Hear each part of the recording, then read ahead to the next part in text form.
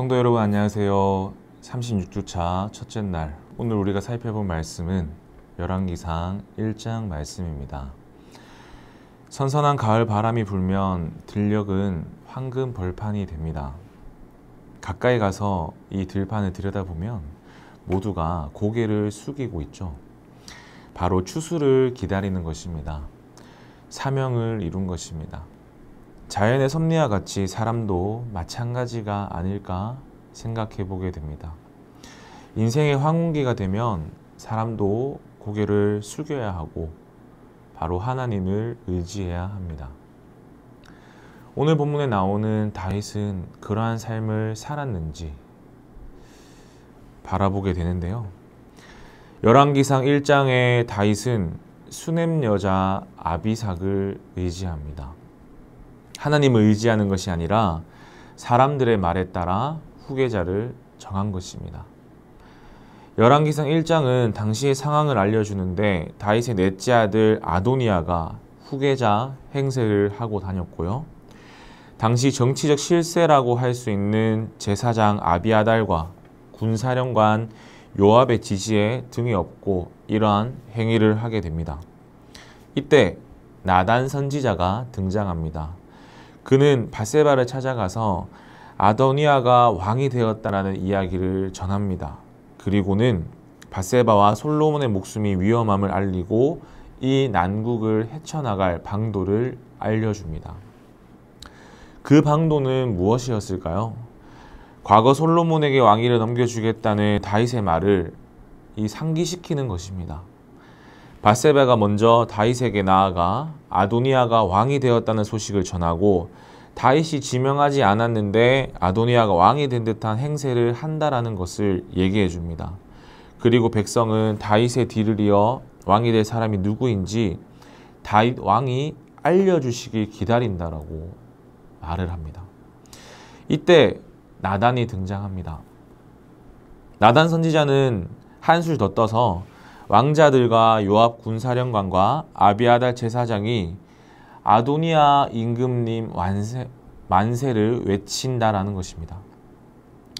그러면서 다윗의 뒤를 이을 임금이 누구인지를 알려달라고 다윗한테 얘기합니다.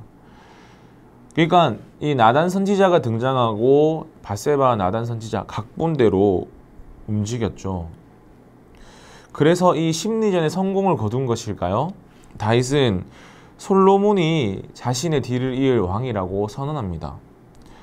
그러면서 사독 제사장과 나단 선지자 그리고 브나야 장군을 불러서 기온으로 내려가서 솔로몬에게 기름을 붓고 뿔라파를 불면서 임금님 만세를 외치라고 지시합니다. 그러니까 나단의 각본이 대성공을 이룬 것입니다. 이 소식을 전해들은 아도니아 측 사람들은 모두 황급히 일어나서 모두 다 자기가 갈 길로 갑니다.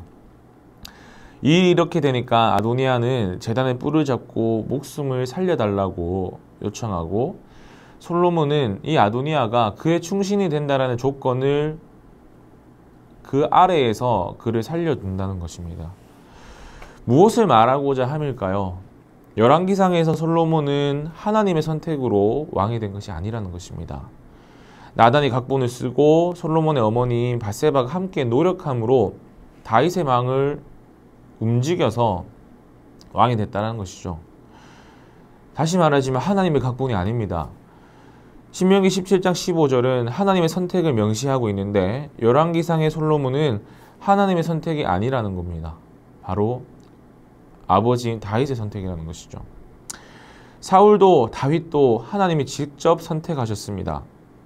다윗에게 영원한 언약을 말씀하신 하나님이 다윗에게 후계자 선택권을 주신 것일까요?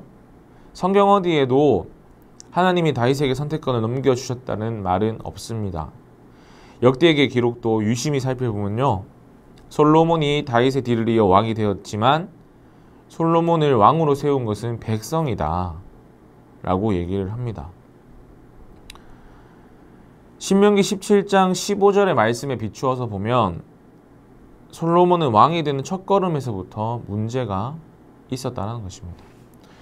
다윗은 자기 인생의 막바지에서는 하나님을 의지하지 않습니다. 그렇다고 자신이 원하는 대로 했을까? 아니죠. 바로 성경은 나단의 각본대로 움직였다고 얘기합니다. 내가 원하는 대로 하고 싶었겠지만, 그래서 그렇게 했겠지만, 그건 역시 나단의 각본대로 움직이면서 조종당한 다윗의 모습입니다. 우리는 어떻게 살고 있습니까? 다윗은 분명 자기가 솔로몬을 선택했다고 생각할 것입니다. 그런데 열왕기상 1장은 다윗이 나단과 밧세바의 손에서 벗어나지 못했음을 알려줍니다. 우리는 이것을 보면서 깨달아야 합니다. 사람들은 내가 선택하면서 살았다고 주장합니다. 그러나 그것은 진실이 아닙니다. 상황에 따라, 아니면 사람들에 둘러싸여서, 아니면 이 나의 고정관념에 사로잡혀서 선택했을 뿐입니다. 사람은 모든 상황을 넘어서 힘을 가지고 있지 않습니다.